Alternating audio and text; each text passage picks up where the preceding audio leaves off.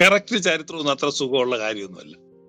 ഇതിനകത്തോട്ടാ യേശു ക്രിസ്തു വന്നത്. അപ്പൊ അവര് ബാബേൽ പ്രവാസത്തിൽ ഇതിനെല്ലാം കളഞ്ഞിട്ട്, യഹോവയും കളഞ്ഞിട്ട്, BC 290 ഇവന്മാർ യഹോവയെ വിട്ടു. നീതിമാനായ ശിമിയോൻ എന്ന് പറഞ്ഞൊരു മഹാപുരോഹിതൻ ഉണ്ടായിരുന്നു BC 290. പുള്ളിയാണ് ഏറ്റവും അവസാനം യഹോവയുടെ നാമത്തിൽ അനുഗ്രഹിക്കുന്നത്. അതോടെ അവരാ പണി നിർത്തി. ഇപ്പൊ അവര് പറയുന്നത് യഹോവയുടെ നാമം വിശുദ്ധമായതുകൊണ്ട് നിർത്തിയെന്നാ. അന്നാ പിന്നെ 290 വരെ എന്തിനാ വിശുദ്ധമായ നാമത്തെ അനുഗ്രഹിച്ചേ? അതുകൊണ്ടല്ല. അവര് യഹോവ ശരിയല്ല, ഒരു യൂണിവേഴ്സൽ ഗോഡ്, കുറെ കൂടെ ഡീസന്റ് ആയിട്ടുള്ള ഒരു ദൈവത്തെ വേണം എന്ന് അവർ തീരുമാനിക്കുകയാണ്. അത് അവർക്ക് ആശയം കിട്ടുന്ന പാഴ്സികളിൽ നിന്നാണ്. കാരണം പാഴ്സികളുടെ അഹൂരാമസ്ത ഇസ്രായേലിന്റെ യഹോവയേക്കാൾ ശ്രേഷ്ഠനാണെന്ന് അവർക്ക് തോന്നി. അപ്പൊ അവരതുകൊണ്ട് അതിനേക്കാൾ ബെറ്റർ ആയിട്ടുള്ള ഒരു ദൈവസങ്കല്പത്തിലേക്ക് അവർ മാറി. അതുകൊണ്ട് യഹോവയെ വിട്ടിട്ട് അവരൊരു നെയിംലെസ് ഗോഡിനെയാണ് പിന്നെ ആരാധിച്ചുകൊണ്ടിരുന്നത്. യേശു ക്രിസ്തുവിന്റെ കാലം വരുമ്പം യെരുശലേം ദൈവാലയത്തിൽ യഹോവ ആരാധനയോ യഹോവയുടെ നാമത്തിലുള്ള ഒരു ആശീർവാദമോ ഇല്ലായിരുന്നു. അപ്പോഴാണ് യേശു ക്രിസ്തു പറയുന്നത് എന്റെ പിതാവിന്റെ ആലയമാണ്, പിന്നെ എന്റെ പിതാവിനെ നിങ്ങൾ ദൈവം എന്ന് വിളിക്കുന്നുണ്ട്. കാരണം ഈ നെയിംലെസ് ആയിട്ടുള്ള ഒരു പേഴ്സണെ, ഈ പ്രപഞ്ചത്തിന്റെ അധികാരിയായിട്ടുള്ള ദൈവത്തെ ദൈവമെന്നൊക്കെ നിങ്ങൾ വിളിക്കുന്നുണ്ട്, പക്ഷെ യഥാർത്ഥത്തിൽ നിങ്ങൾ പിശാചിന്റെ മക്കളാണ്. ഇതാ യേശു പറയും. അവര് ഡീസന്റ് ആകാൻ ശ്രമിച്ചു. നമ്മളെ ആ മാട്ടുപ്പെട്ടി മച്ചാനകത്ത് ബൈജു ഒക്കെ ഡീസന്റ് ആടാന്ന് പറയുന്നില്ല. പക്ഷെ എത്ര ഡീസന്റ് ആകാൻ നോക്കിയിട്ട് അവന്മാർക്ക് ഡീസന്റ് ആകാൻ പറ്റിയില്ല. മനസ്സിലായ മോശന്? യഹൂദന്മാർക്ക് അങ്ങോട്ട് ഡീസന്റ് ആകാൻ പറ്റിയില്ല. ഈ BC 290 യഥാർത്ഥ കറക്റ്റ് എന്ത് സംഭവിച്ചു ആ ടൈമില്?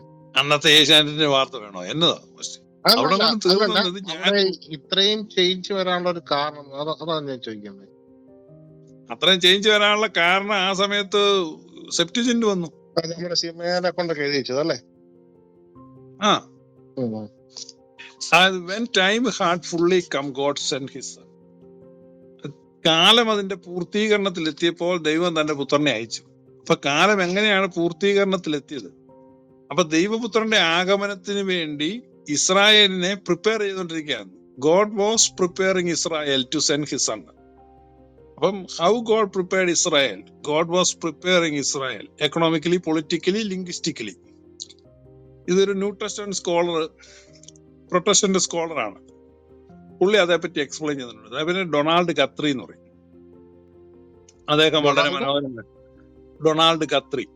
ഡൊണാൾഡ് കത്രിയുടെ ഇൻട്രൊഡക്ഷൻ ടു ന്യൂ ടെസ്റ്റമെന്റ് എന്ന് പറഞ്ഞാൽ വളരെ ബൃഹത്തായ ഒരു വർക്കുണ്ട്. അതിന്റെ ആദ്യത്തെ പേജിൽ നോക്കുമ്പോൾ നിങ്ങൾക്ക് ഈ എക്സ്പ്ലനേഷൻ പുള്ളി കൊടുക്കുന്നുണ്ട്. God was preparing Israel. First one, God was preparing Israel politically. അപ്പൊ പൊളിറ്റിക്കൽ പ്രിപ്പറേഷൻ ഉണ്ടായിരുന്നു. അപ്പൊ പൊളിറ്റിക്കലി വന്ന് ഇസ്രായേലിന്റെ രാജകീയ അധികാരങ്ങൾ, സ്വയം നിർണയാവകാശം, ഇതെല്ലാം തകർന്ന് ഇപ്പൊ റോമൻ നുഖത്തിന്റെ കീഴിലാണ് അവർ, പൊളിറ്റിക്കലി ഒപ്രസ്ഡ്. രണ്ട്, God was preparing Israel linguistically. ആ ലിംഗ്വിസ്റ്റിക് പ്രിപ്പറേഷൻ എന്ന് പറഞ്ഞാൽ അവന്റെ എബ്രായ ഭാഷ പോയി, എബ്രായ ഭാഷയിലുള്ള അവന്റെ കോൺഫിഡൻസ് പോയി, അവസാനം വേൾഡ് മൊത്തമുള്ള ഗ്രീക്ക് ഹെലനൈസേഷൻ അവിടെ വരികയാണ്. ഹെലനൈസേഷൻ ജ്യൂസിനെ പിടിക്കുന്നു.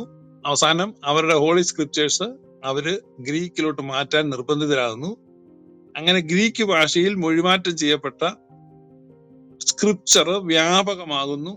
യഹൂദന്മാർ എല്ലായിടത്തും അത് അംഗീകരിക്കുന്നു. സിനഗോഗുകളിൽ പോലും അത് വായിക്കുന്നു. ആ രീതിയിൽ പ്രിപ്പയർ ചെയ്തു.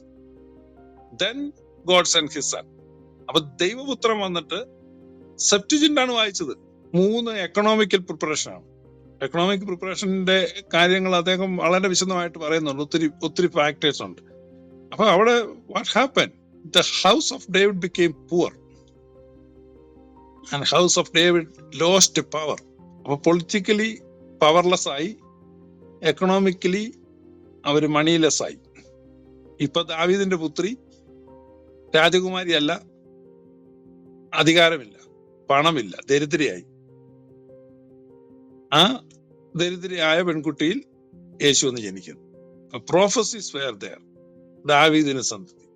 അപ്പൊ ഈ പ്രിപ്പറേഷൻ ഇല്ലെങ്കിൽ അധികാരമുള്ള കൊട്ടാരത്തിൽ സമ്പന്നതയുടെ മടിത്തട്ടിൽ വേണം യേശു ജനിക്കാൻ. സോ ദൈവപുത്രൻ he chose to born as poor. അതാണ് പ്രിപ്പയർ ചെയ്തത്. മനസ്സിലായോ? അവര് പ്രതീക്ഷിച്ചതിൽ നിന്ന് വ്യത്യസ്തമായി, പ്രവചിച്ചതിൽ നിന്ന് വ്യത്യസ്തമായി.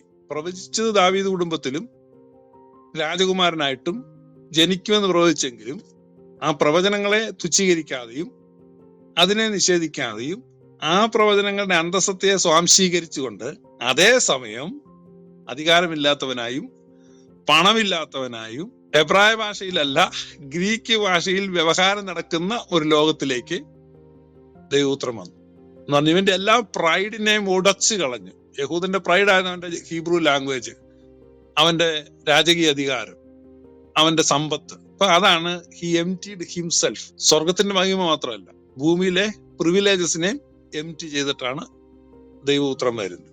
മശിഹായുടെ ജനനം കാത്തു വസിച്ചവരാ രാജകുമാരികളെ ദൈവം കണ്ടില്ല. പറഞ്ഞോ മോസ്റ്റേ. അല്ല, ഇപ്പൊ അവിടെ വന്നു കയറിയിരിക്കുന്ന യഹൂദന്മാര് ഉപയോഗിക്കുന്ന ഹീബ്രു ബൈബിൾ അല്ലേ? ഒന്നും കേക്കത്തില്ല കേട്ടോ. അല്ല, ഇപ്പൊ അവിടെ വന്നിരിക്കുന്ന യഹൂദന്മാര് ഉപയോഗിക്കുന്ന ഹീബ്രു ബൈബിൾ അല്ലേ എന്ന്? ആ പിന്നെ അതൊക്കെ 10-ാം നൂറ്റാണ്ടിൽ ഉണ്ടായത്, 10-ാം നൂറ്റാണ്ടിൽ. ഫസ്റ്റ് നമ്മുടെ ഈ ക്ലബ് ഹൗസിന്റെ ആദ്യ സമയങ്ങളില് ഈ പാസ്റ്ററുടെ ഒരു ലൈവ് ഉണ്ടായിരുന്നു. അതിൽ ഇങ്ങനെ പറഞ്ഞു, ഈ പുസ്തകത്തിലെല്ലാം ഉണ്ടെന്നും പറഞ്ഞ് ഇവരിത് എടുത്തുകൊണ്ട് പോയപ്പോ ഇത് എന്താണ് സംഭവം എന്ന് അറിയാണ്ടാണ് ഈ ബൈബിൾ എടുത്തുകൊണ്ട് പോണത്. ഇതിലെല്ലാം ഉണ്ടെന്നാണ് ഒരു ഉദ്ദേശം. അന്നത്തെ കാലഘട്ടത്തെ ഒരു സമൂഹത്തിന്റെ യുദ്ധങ്ങൾ ജയിക്കാനും മറ്റു കാര്യങ്ങൾക്കൊക്കെ അവരുടെ ഒരു രഹസ്യം ഇതിലൊക്കെ ഉണ്ടെന്നുള്ളതാണ് ഒരു കാഴ്ചപ്പാട്. ഈ അവരുടെ ബൈബിൾ കിട്ടിക്കഴിഞ്ഞാൽ, അവരുടെ വേദഗ്രന്ഥം കിട്ടിക്കഴിഞ്ഞാൽ അതിൽ അവർക്ക് യുദ്ധം ജയിക്കാനുള്ള ചില സംഗതികളൊക്കെ ഉണ്ട് എന്നൊരു തോന്നലുണ്ടായിരുന്നു പണ്ട് കാലഘട്ടങ്ങളിൽ. അപ്പം എന്ന് പറഞ്ഞതുപോലെ ഇതിലെല്ലാം രഹസ്യമുണ്ട്, ഇതെല്ലാം ഭയങ്കര സംഭവമാണെന്ന് ഞാൻ എടുത്തുകൊണ്ട് പോണത്. അതിന്റെ ലോജിക്കലി എന്താണ് ചെയ്യേണ്ടത് എന്നുള്ള കാര്യങ്ങളൊന്നും അറിയില്ലായിരുന്നു ഈ പെന്തക്കോസ്ത് സമൂഹത്തിന്. ഒരു ലൈവ് തന്നെ ഉണ്ടായിരുന്നു. ഇസ്രായേലിന്റെ ആ പശ്ചാത്തലം നമ്മൾ പഠിക്കണം. അതുകൊണ്ടാണ് ഞാൻ എപ്പോഴും ടെക്സ്റ്റ് വായിക്കുമ്പം പ്രീ ടെക്സ്റ്റും കോണ്ടെക്സ്റ്റും പരിഗണിക്കണം. അപ്പോ കൃത്യമായൊരു ധാരണ ഉണ്ടാവും. അപ്പൊ അതില്ലാതെ ഉള്ള ബൈബിൾ പഠനങ്ങൾ വളരെ തെറ്റായ ധാരണകളെയാണ് കൊണ്ടുവരുന്നത്. അതുകൊണ്ടാണ് ഇവിടെ ഈ സഭകളിലൊക്കെ നിൽക്കുന്ന ആളുകൾക്ക് തന്നെ വിശ്വാസമൊന്നുമില്ല, ഉറപ്പില്ല.